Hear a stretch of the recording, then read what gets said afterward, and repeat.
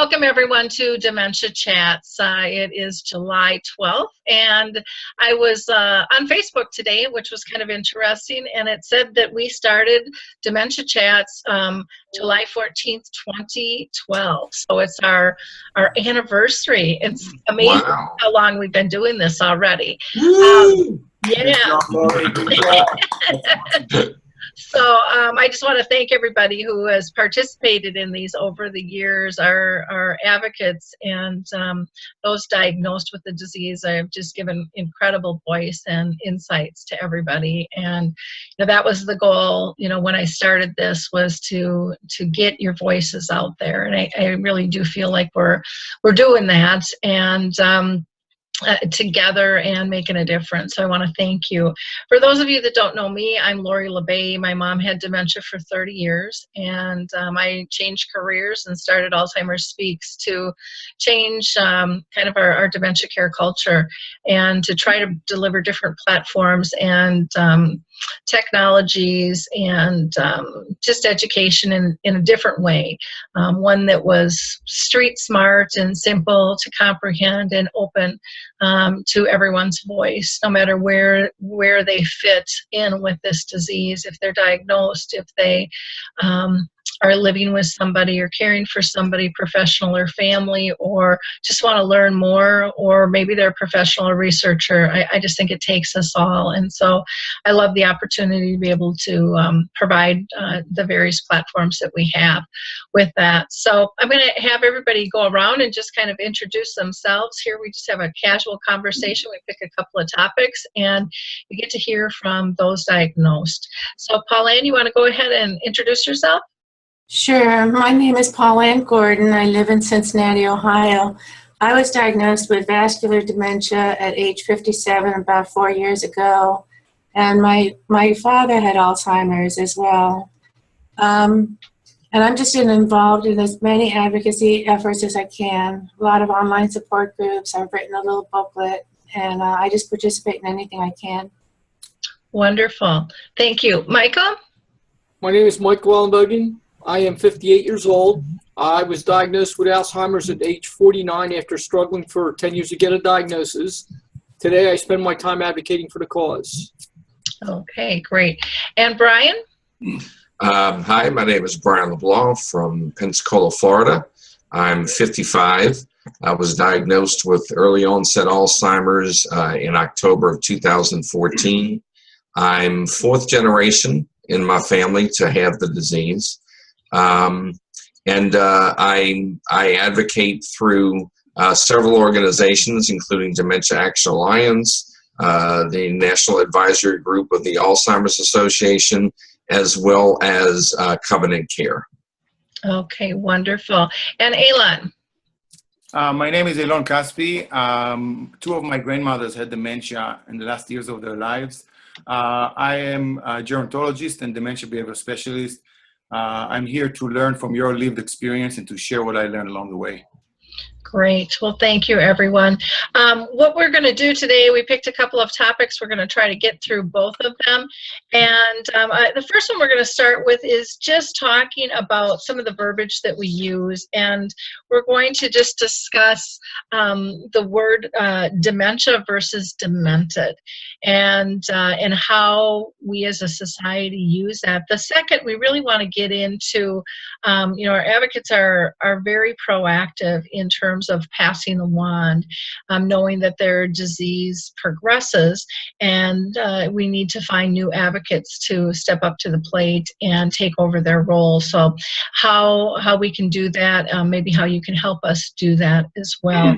So let's start out with the word dementia versus demented. And Eilon, I'm going to start with you because you kind of know the definitions real well just because of your background. And then if you can kind of give an overall kind of synopsis of each word, dementia versus demented, and then we'll get into conversation with our panelists.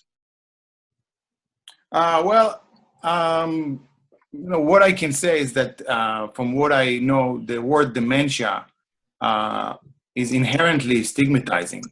And the reason is because originally the word means without a mind. And I think that this in and of itself is a lot of material for thought. And I think that you guys should take it from there in terms of how you feel about the word demented, demented patients with dementia, demented patients, Alzheimer patients, etc. And there are some resources that we can share about the role of language related to people living with memory loss. And it's very important because the way we perceive people with dementia, people with memory loss, reflects and shapes the way we approach them, interact with them, work with them, collaborate with them, and understand their challenges. So I don't have tons to say about it. I don't like the word demented, but I think that you are in a better position to speak to it from your personal experience. Okay, so Paulan, I'm going to start off with you on what are your perceptions between the two? Well, I think that dementia does have a very negative connotation. It's the way it's been used in the past has been very negatively, and I think dementia itself is just a big overall umbrella term that they use for all kinds of different neurological memory issues, and I like that term a little bit better. I like that term a little bit better than demented. It's not such a, it doesn't have the tone to it. Mm-hmm. Okay. And Michael, how about you? What are your thoughts on the word? Well, I think dementia is a word that a lot of people sometimes have the wrong idea of the meaning of it. And I think once they become educated and understand what the true meaning of that word is today, because while I guess it was more defined, similar to, I guess, what was said earlier, I think the new definitions don't quite go that deep into it. I think the definitions today basically refer to neuropsychological issues and things like that. So I think it's used differently, and I think a lot of it's because of the education that's come along over the years with the use of that word. On the other hand, when you start saying demented, I have a real problem with that word, and I think a lot of people do, and that's just the way, because the way the word is described in the language and how people referred to it many years ago, and they still do today. For example, how the president just referred to that word. It's used in a very negative way. However, people do need to understand that when a doctor talks about a patient to another doctor, they do use that terminology. That terminology is demented. And I guess in that instance, I think it's okay to use it that way, but I would not want to see that word being used casually, between people and not medical staff. Mm-hmm. I think it's important to understand that. There's a lot of things that I don't like the way the medical staff uses words, but unfortunately, when it comes to medical terminology, it's important for them to do that. And I think we have to realize people wear different hats, and that's why certain times words are okay to use and certain times they're not okay to use. Mm-hmm. Exactly. Brian, how about you? What are your thoughts on the word demented versus dementia? Well, I'm a definition guy. I always go to online to whether I'm writing one of my blog posts or whatever, to look up definitions to make sure I have the correct meanings. And before we came on live, Eilon came up with a great example. And I was looking at the definition. When you look at the word demented, demented means insane or mentally ill. Now that has a total different meaning when you throw it up against dementia, which, as Paulan said, is the umbrella term for dementia-related illnesses such as Alzheimer's, Parkinson's, type 2 diabetes, vascular dementia, Lewy body, things of that nature. And you look up the dementia, and it's described as a progressive decline in cognitive function due to damage or disease in the brain. Mm-hmm. Now that sounds a lot better than demented. You're mentally ill or insane. And I'm with Michael when I heard the word demented describing someone. There's such a lack of awareness and a lack of knowledge, not only about Alzheimer's, but as of dementia-related illnesses as a whole. So when people hear the word demented, and then you say, "Oh, demented," that means, "Oh, my grandmother had Alzheimer's, or my mother has it. I wonder if they're going to do, have acts like that."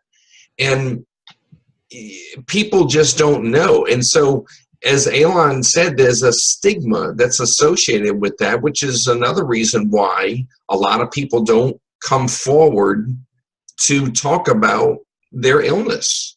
Yep. Because they don't want to be typecast. They don't want to be stigmatized as being treated as being that different kind of person. Until the awareness issue becomes before awareness is increased, before there's more a wealth of knowledge related to dementia-related illnesses, we're still going to deal with the stigmatism. Mm-hmm. And it's just something that we have that I've come to accept, but I use it as a learning tool, as a teaching tool, to teach other people about that. So, but demented and dementia, they are kind of the same, but they have two different terms. Mm-hmm. Yeah, I agree with you. I think the dementia is now really accepted in terms of pulling all the different types of cognitive and neurological issues together and working as one, and being a bigger group and being referred to as demented is just really degrading, where the other one I think is lifting up and being part of a whole big picture. And I think we have to be extremely careful how we talk and how we use those words in particular. And I get where President Obama said the word demented, and they were out of mind. I mean, you'd have to be to do that type of work, and probably not realize that term is still used in the medical field, and it's used by society in a very negative way. And we have to learn, and the only way we're going to learn is to talk about it. And, it's not about pointing fingers. It's just about having a conversation to try to initiate here. And I know that if we weren't who we are, with Paulan and Michael, and myself having a dementia-related illness, you caring for your mother, Eilon caring for his grandmothers, we wouldn't, we caught it right away. Yeah. But there's the majority of the others that don't. And, when people say, oh, yeah, my husband, wife, or whoever has dementia, I want to say, oh, what kind? Tell me, do they have vascular dementia? Do they have Alzheimer's? Do they have Parkinson's? And I want to start naming things off, because it just, there again, I'm even though my brain doesn't function the way that it used to, I still have the wherewithal to know that dementia in and of itself is not a disease. It's a term where the diseases fall under that term. And it's kind of a thorn in my side sometimes. Yeah.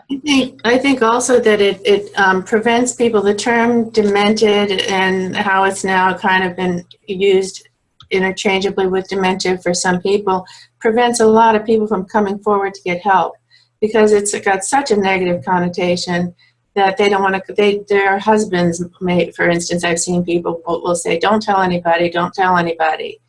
And it prevents a lot of people from coming out and getting help. Yeah. Yeah, very good point. So I want to just add a term that and first of all, as you mentioned, Lori, this is a journey. It's evolving. We're learning new things every day, and we're learning about a term that you feel more comfortable with as we are continuing this journey. But a term that I feel comfortable with now is a person. First of all, there's a person with cognitive disabilities. If I have a physical disability that limits me in a certain way to function the way I wish to function, then for the physical disability. And here we have a cognitive disability. And then we can go and break it down what specific cognitive disabilities we're talking about. And the reason why it's so important is because once we know and assess it thoroughly, professionally, we know the specific cognitive disabilities, as we can identify in neuro psychological evaluations, then we can start working, number one, compensating for these cognitive disabilities. And then also, as important and often overlooked, is what remains. What are the cognitive abilities that still remains? And you know better than anyone else that there's many cognitive abilities that remain. Even until the mid to late, and even into the latest stages of Alzheimer's disease and other forms of dementia, there are abilities that remain at the emotional level, etc. So I think that I feel comfortable with cognitive disabilities, but again, I'm not sure. It's evolving. It's a journey. We need to continue the conversation. Definitely do. Well, let's, I think this will give some, people some food for thought. Let's go on to our next topic. You guys all know that your disease is going to progress, and that means your skill sets are going to be changing most likely with this disease. How are you framing things to kind of line somebody up to fill your shoes so that the advocacy work that you're doing continues? Have you given any thought to that? And if so, what are you doing to try to pull more people in? And Paulan, we'll start with you. Okay, I'm involved with the Dementia Mentors program, and that's basically a mentoring program where the people who have been around for a little bit take on somebody who's newly diagnosed to try to help them learn how to adapt to the disease and learn and become educated about the disease and so forth. But I think in that role, we need to add to that, to the responsibilities of that position, that we need to teach people or help them find ways to advocate for themselves so that they can carry on the baton, as Michael put it, when we progress. Mm-hmm. Okay. Do you talk openly to that, to people when you're working with them about the importance of advocacy and maybe stepping up in these different channels? I do, but the problem I run into, or I've been running into a lot, is that the spouses who are not as well educated are very protective of their spouse. They don't want them to go out and tell people, I have dementia. I don't want to, I want to be on TV. I want to be in these shows and different things like that. And I just had an experience with one of the people I'm newly mentoring, and she said her husband is like, what can she do? Why do you need to talk to her? What can she do for you? She can't cure you. I go, no, I can't cure you. That's not the point. It's to offer the support and to be there for you, to listen, to have somebody who understands. But that's I think going to be one of the biggest hindrances to this progress is educating the spouses to be a little bit more open as well. Mm-hmm. I think that's a really good point. And, one of the things that I see in working with people diagnosed who are advocating is how their energy level seems to change and engagement levels. You know, just because you're involved and purposeful, which I think is natural for any of us, if we've got dementia or not. If we're involved and we're purposeful, it brings meaning to your life back. And I think when you have, you know, a critical disease such as dementia, it can really kind of pull the plug on somebody, and you kind of, what's life all about? Why am I here? And to be able to get that purpose back. And I don't know if that's something you experienced. I you know, have not been diagnosed with a chronic illness like that. I just think that would just, I think that would affect me. Paulan, can you talk to that a little bit? Well, what I think happens is that we spend most of our life in a career, and it becomes kind of the main focus of our whole life. We get all wrapped up, our identities in our career. But when you are diagnosed with dementia and all of a sudden your career is gone, you have a tremendous sense of loss of identity and you know, self-esteem. And by going out and helping other people with dementia, it gives you back a sense of purpose, or at least it gives me back a sense of purpose and a sense of identity. Mm-hmm. Michael, how about you? What are your thoughts about advocacy and lining others up to kind of step into your shoes? Well, I have to agree with what Pauline said.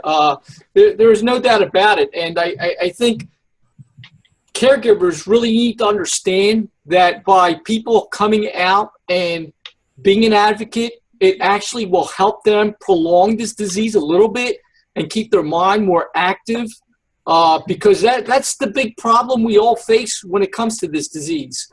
You know, most of us end up not doing anything, and we end up pulling away from society instead of trying to stay engaged with society. And because of that, we end up declining much quicker. Mm-hmm. So I think that's a very important point that she has made, and I think it's a very important point for the caregivers to understand. While they're trying to protect that individual, they're at the same time hurting that individual from keeping their mind active. Mm-hmm. This is something that I have to tell you, for many, many years, I have struggled with. And that's really to try to get other people who are living with this disease to come forward and to speak up about this disease. Mm-hmm.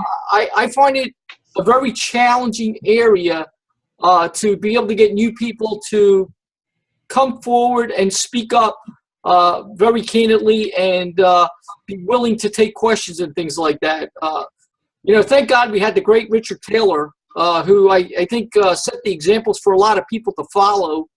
And we need more people like that out there, because unfortunately, if we don't get other people speaking up about this disease, and as we start to drop out of this, and when I say we, people like myself and the Kate Swiffers and the Norm McNamara, who unfortunately we are starting to have our issues, and I don't see new people coming out doing that.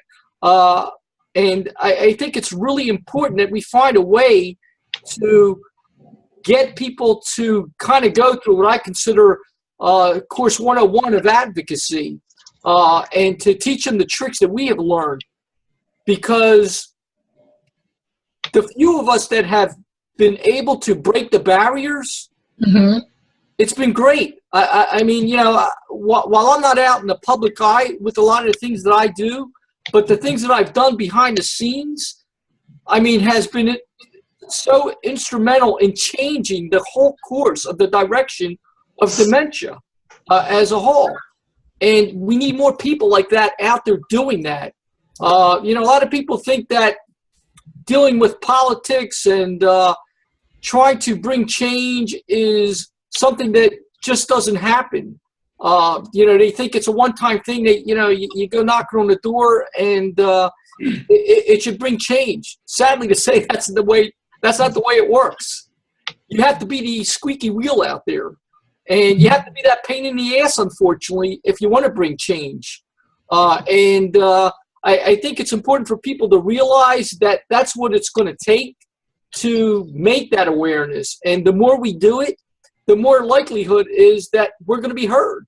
And I don't know how we get there.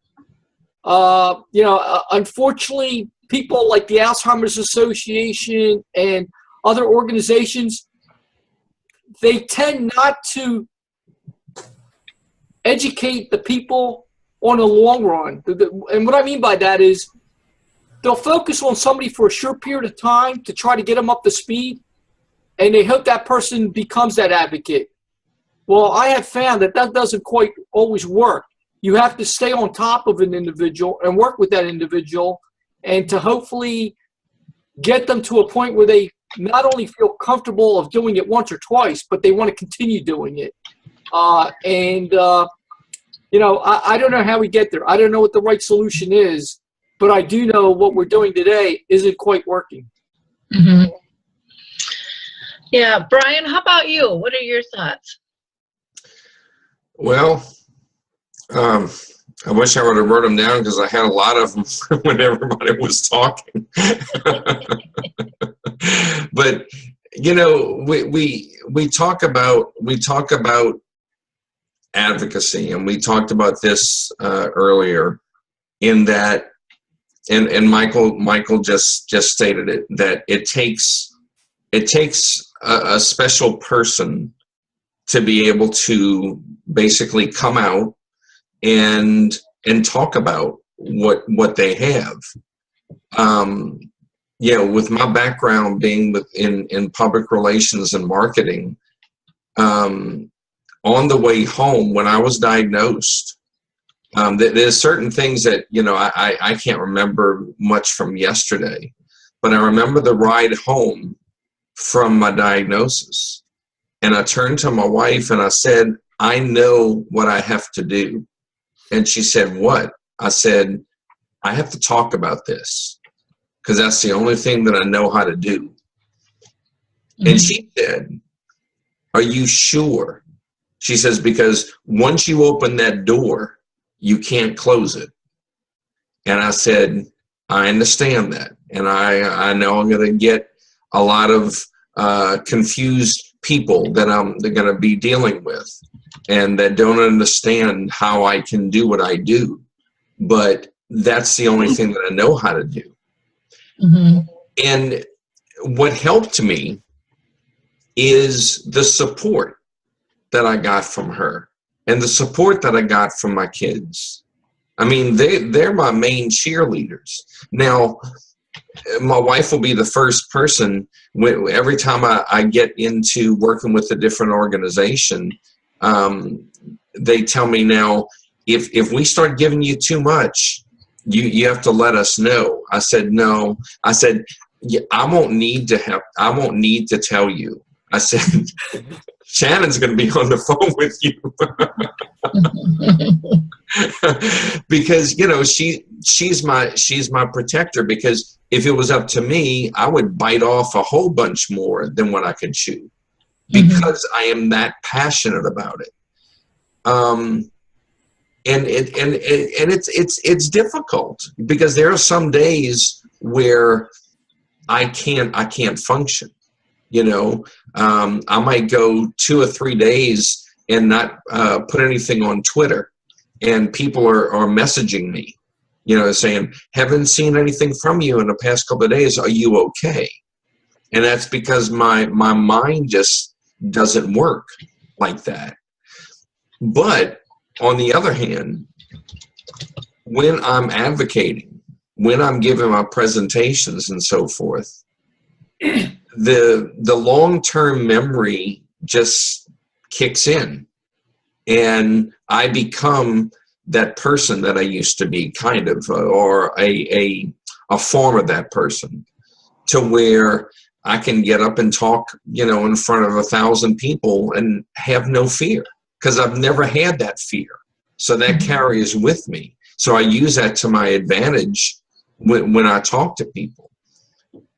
Now, there's a friend of mine that lives down in South Florida whose health is declining, and as Michael used the word baton, and Paulan used the passing the baton, he's passing me some of his stuff that he had been involved with. And so I am taking on some of his roles. Michael is a phenomenal, he talks about his behind the scenes work. You have no idea what this man does. I mean, he does so much behind the scenes in communicating to legislators and Congress and everybody. He is so involved in that. It just surprised me of what he does. And he started giving me an insight as to what he's been doing. It just kind of blew me away. So you have different people doing different things, but it's all to get to that common goal. And that common goal is to educate and to share awareness. Because the more that people are going to know about that, the better. And we're starting to get more and more people in their 30s that are being diagnosed with early onset Alzheimer's. I know 2 of them right now that live in Alabama. And they're the ones that I'm going to concentrate on sharing my information with, because they're the ones that are going to be carrying on what we have done. So it's, yeah, I know I'm not going to be able to do this forever. I don't know how much longer, but I don't think about that. You know, I'll wake up every morning and you know, I may have said this before, but you know, you have 2 choices. You can stay in bed and have a pity party, or you can get up and make a difference. Mm-hmm. And every now and then, I'm going to stay in bed and have a little pity party for a little while. But then I get up and then I do something, and you get moving, you get motivated. And then, you know, that's when it really feels good to make a difference, because all it takes is one person to come up and say, thank you for saying that. Because, you know, I've been trying to get people to understand what I'm going through, and you said the words that I've been trying to use, but just never came up with. So one person at a time is making that difference. I agree. Linda noted in the chat box that she's tried to get her husband Lee to be more open and talk, but he just won't. And, you know, it's not everybody's cup of tea. You know, Michael, maybe you can tell people, you know, your experience in terms of when you worked and your boss, you know, you had mentioned earlier, your boss wanted you to speak and you were like, no, fire me, get me out of here. I don't want to do that. And now you're talking, you know, at so many levels, doing so many things. What helped you get over that hump to feel comfortable talking? Well, I think the first thing we have to remember is advocacy doesn't have to be what I do or what Brian does. It can be at any level you want it to be. Mm-hmm. You don't have to be doing this nonstop all day long or 7 days a week as I do. I mean, it could be just something that you do once a week, and it might not even be a public speaking. It might just be writing some letters and sending those letters to various important individuals. Mm-hmm. But it's key to know who those individuals should be, and I'm more than happy to talk to anybody who wants to hear that and help them get to the right people and the right organizations. But it's on their time, not somebody else's time. Mm-hmm. And that's what people need to realize. All because you say you're going to do advocacy does not mean you have to follow a schedule. It is your schedule that you make your advocacy work. And that's what's important to understand about this thing. And if you just do it 4 times a year, that you decide to write something to your government officials, the same letter, and you share it to your congressmen and your senators, that's good enough. But you got to do some small step. And just doing those little things is enough to get your mind going and to keep it engaged and to keep you thinking. And you also learn a lot by doing that. So those little things don't have to be taking up your whole life or, you know, your time. Now, getting back to your question, Lori, it is funny because when I was, I guess, a high-level manager, and I used to speak to all kind of people. I used to have tours coming through my networks, and I used to have to address all kind of people. I was yet afraid to speak on a stage. I mean, I was requested to be giving, I guess, a talk to like 600 people in my organization, and I refused to do that. My boss wanted me to get up on there and talk, and I said, there is no way. I mean, I literally had my stomach turning. I was terrified to talk in front of people. But they insisted on me doing it, and it really came down to it. I don't make this up. I really was telling them, you're going to have to fire me if you want me to talk.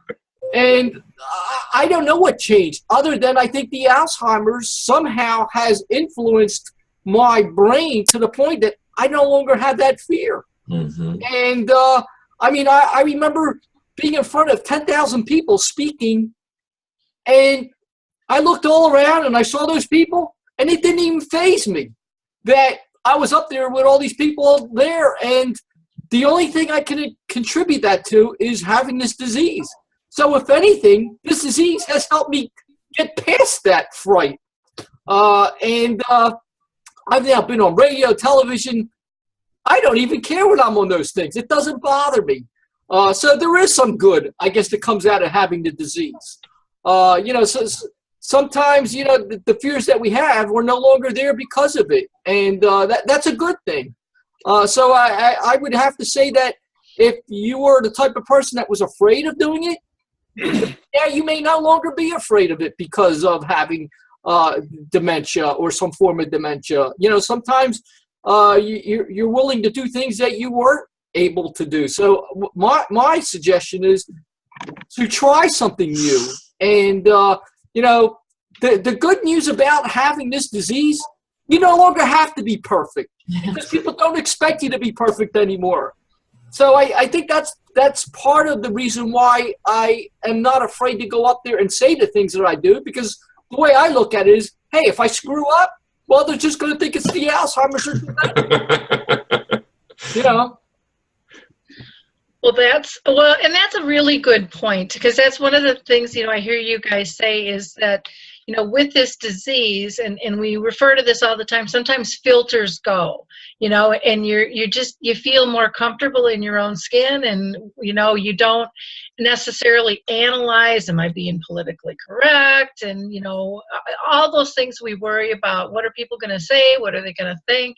And again, depending on where you're at with the disease. But I think part of that also has to come, and you guys might argue with me on that, and please do if you don't agree, but I think part of it comes with purpose. You know, when you feel passionate, it's like, screw everyone else. I'm going to talk. I'm going to be authentic. I'm going to say what I mean. And you know, we don't have time to pussyfoot around this. And so I think when you're filled with passion, your voice becomes stronger, and you don't worry about, what if somebody doesn't like what I say? Because it's like, you know what, someone's always not going to like what you say, no matter how nice you put it. There's going to be somebody out there that's going to not like it or going to argue with it. And when you have that clock ticking with a chronic illness, you know, the pressure is on, and yet you guys, you raise up and you speak so respectfully, you know, on the topic. And I think that we're not used to speaking so authentically as a society. We're used to hiding behind the curtain and kind of being that wizard, you know, doing our thing, but we don't really want anyone to know that that's us talking about it, you know. And so we skirt issues. And what I see from the advocates out there is, and they say no more. We can't skirt this issue. You know, we have to bring it forward. We have to have respectful conversations. And granted, not everyone is going to agree, and that is perfectly fine. That's called a conversation. It's not it doesn't have to be an argument. It doesn't have to be, you know, this fight over right or wrong. It's about, hearing people fully and actually listening. And as a society, I mean, I think it's pretty evident we don't do that well. And we are having multiple issues on multiple layers within. And I think it's important to hear those authentic voices, again, in a respectful fashion. Eilon? Well, there's a couple of things. One is that we see with people with Alzheimer's that, they become, and you are demonstrating it, is they become more genuine. And those masks, as you said, Lori, that we carry throughout our lives fall, and the person becomes more genuine and more present with you, which is a gift that our society needs to recognize and embrace and support. But it also could be genuine, it could be a good thing, but it could also be, something when the filters are not working as they were in the past, then people need to be educated about what underlies that manifestation. So that in a verbal or behavioral or otherwise. So there's a couple of things. First, in the 1960s, and I know you're not old, you're young, but I was around. Sure. There was a very central theory in gerontology, in aging, and it was called the disengagement theory. And there was support for it, and the underlying premise of the theory was that people who are elders, aging, older adults, are expected. Society expects them to disengage from society. And later on, we realized, we gerontologists misperceive things and make big mistakes. We realized that there were new theories, such as the activity theory, continuity theory. How can you continue to live your life meaningfully with a purpose, with a meaning in your life, despite certain disabilities that come with aging? And I think that we are going through the same process. You're going through the same process with dementia now.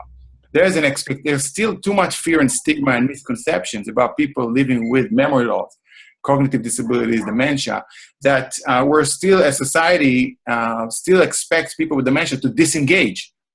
And luckily, we have more and more insights from you guys and your colleagues, and also from practice and research that shows that people with dementia can remain engaged meaningfully with purpose well into their disease.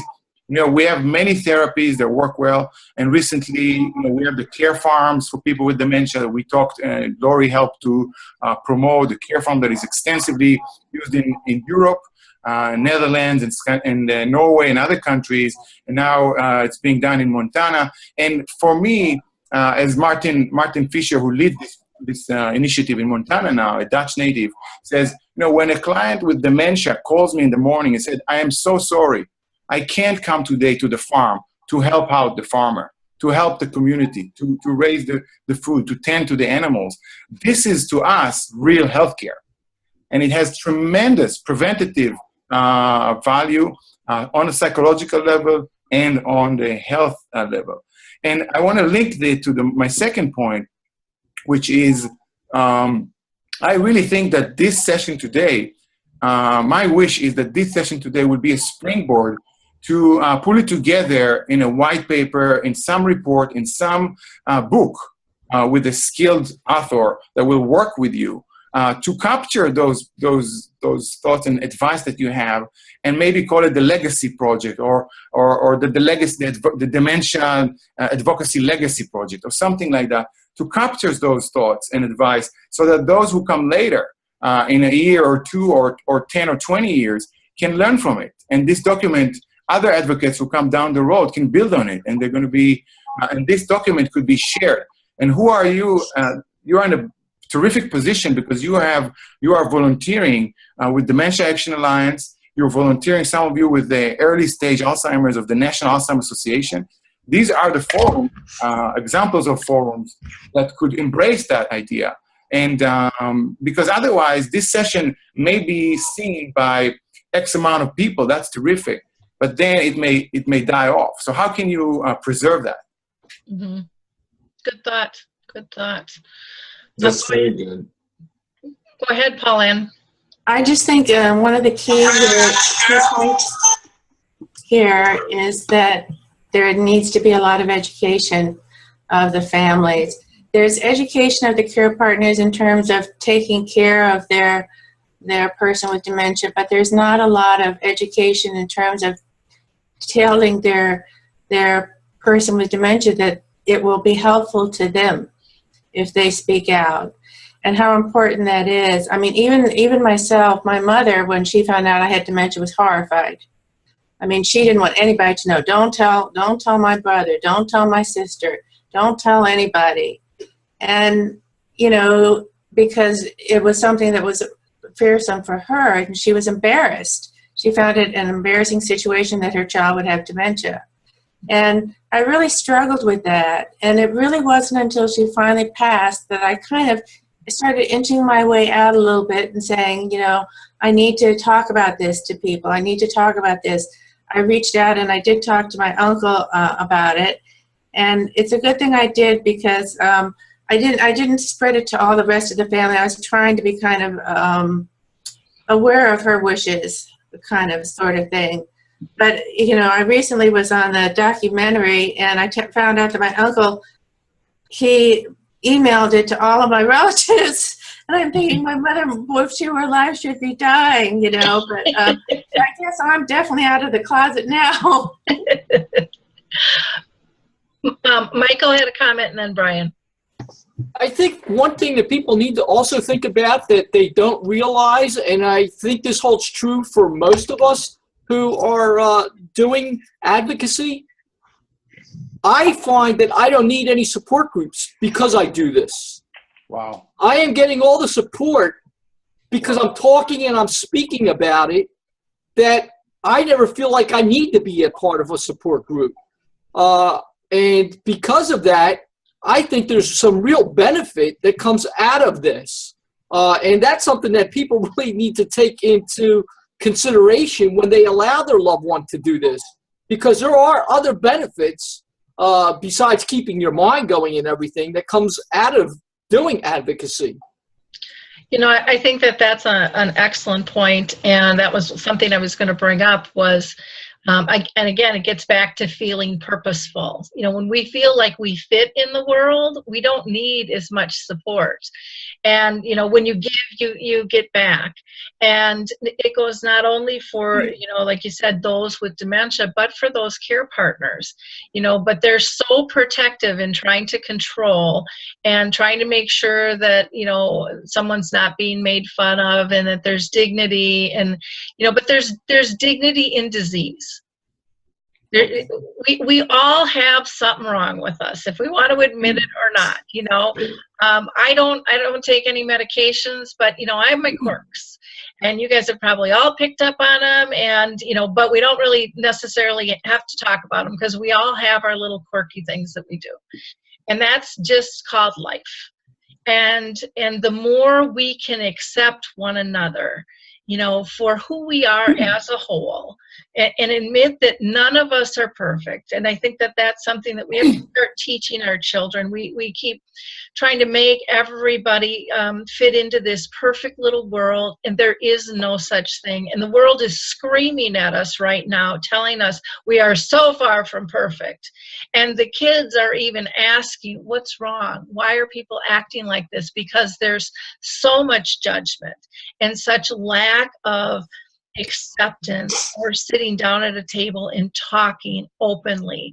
And you guys are, I think, are just such a good example of saying, I'm not going to be afraid anymore. I'm just going to have a conversation. I'm just going to speak my truth. And I think when we allow people to speak their truths, that's when we come together and we start truly understanding. That's when things start changing and we look for new ways. That's when friendships develop. You know, and new strides are made. And so it's not just for the person with dementia, it's for all of us in society to take a much harder look at who are we, what are we doing, because the angst people carry and the weight that they carry, the extra baggage and luggage of trying to hide the truth. I mean, it causes disease. It causes mental illness. It causes exhaustion. I mean, you can go on and on and on with the list. And you talk to anybody who's lived a double life. And I'll just use the example of somebody who might be gay, who's lived that double life and hit it, you know, and tried to keep up on both sides of the fence so everybody's happy. And all of a sudden they come out and they all say, I just feel lighter. And they're just shocked at I didn't think they would support this, you know, of some people. And then there's going to be some that aren't going to support it, but at least you know your lines. You know the truth. And I think that's where we need to get. Brian, I'm sorry I talked so long. I want to get to That's all right. I was going to say you talked about, you know, sitting around a table, and the first thought that came to my mind was, well, this is our family table right here, to where we can discuss things back and forth. But you said before that that we have a purpose in our advocacy to get out and so forth. And yes, I do have a purpose, but I also have an urgency, because of the fact that, you know, I'm getting more. I'm progressing, you know, and I know I am. And plus, Shannon kind of keeps me updated. Now, do I remember the details of what she tells me? No. She just tells me that, you know, I've noticed that you're doing this, and this a little bit more than what you used to, and so forth. So I'm losing more and more of my short-term memory. So it's an urgency for me to do the things that I do while I still can, because I don't, you know how people do these, I don't want to say stupid because it may not be stupid to them, but these things on Facebook where it says, you know, how are you going to die? You know, and I see all this stuff, and one time it just they caught me at a wrong time. I don't even remember who it was that I lashed out at, but I put on there, I said, you know, everybody thinks it's so funny, and, you know, to see the way you're gonna die. You know, I've seen my grandfather and my mother and my wife's grandmother all die from Alzheimer's disease, and, you know, it's not pretty. It's a horrible way to die. And I said, now, you want me to take your test? I don't need you to take your test. I will tell you how I'm going to die. And then I went into a whole big thing. So I don't know where I got that on there, but it's just this sense of urgency that I have, because I know that my time is it's nearing it. I'm not going to say it's nearing an end, but it's certainly not as much time as I had a year ago. You know, so it's just it's one of those things that I'm very, very passionate, and my message is urgent to get out to everyone. Great. Michael, you had a comment? One other thing to consider, if you go back and look at the history of all the people who were advocates, and I mean top advocates, you will see that every single one of them has lived longer than what the norm is for this disease. I mean, you look at my friend Norm, you look at Kate and where they're at and how they're functioning. You look at the Richard Taylor. I mean, these people were huge advocates, and they delayed this disease so much longer than anybody else. I mean, Jeannie Lee. I mean, these are people who've been doing this for such a long time, and they really somehow, again, I'm not saying the science is there to prove this, but I'm telling you, there must be some good reason that these people are beating the odds. Yep. Yeah, you look at Rick Phelps and Harry Urban. I mean, the list goes on and on and on and on and on. That's my hope. And I'm trying to think. I saw. I'm trying to think what film I saw where the doctor. Oh, it was the Glenn Campbell film? I think it was, where the doctor was just shocked. You know, with Glenn being able to do what he could do, but he did what he loved, what he knew. You know? And I don't think that's any surprise. I mean, I think we see people wilt away in society that don't. You know, you can say they don't have a will to live. They don't, you know, fit in. I mean, that's common. That's very, very common. Eilon, go ahead. I just want to say that this is maybe a concept that is not heard. I didn't hear it much in conversation about advocacy of people living with cognitive disabilities, memory loss, dementia, is the term altruism. We know that altruism is linked to various psychological and possibly health benefits. And I think that while you're gaining a lot from it on a psychological health levels, I think that you're also very altruistic. And not every person is altruistic. Not every person is willing to give.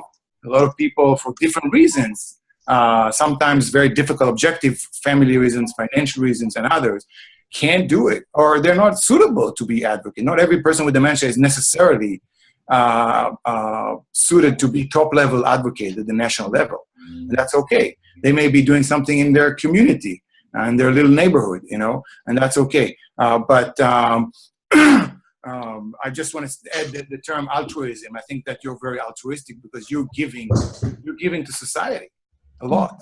And I think that this needs to be recognized. Yeah. You also had noted a quote in the chat box. If you, I think that's a really good quote. If you want to go ahead and read that too.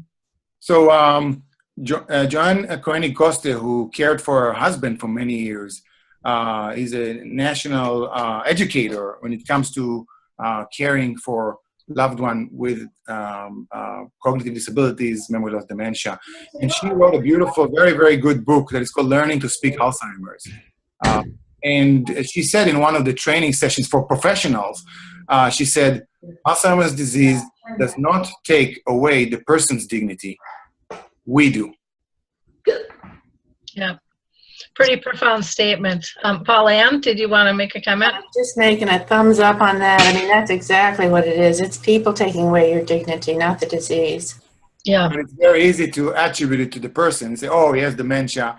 What do you expect? This happens all the time with cognitive disabilities, with behaviors, with a lot of challenges. But it's because we don't have the infrastructure, funding and infrastructure and supports in place to enable the person to thrive despite cognitive disabilities. That's the true story. Yeah, very good. Well, we've got about a minute to go here. Anybody have any last comments that they'd like to throw in? Okay, well, I want to thank you.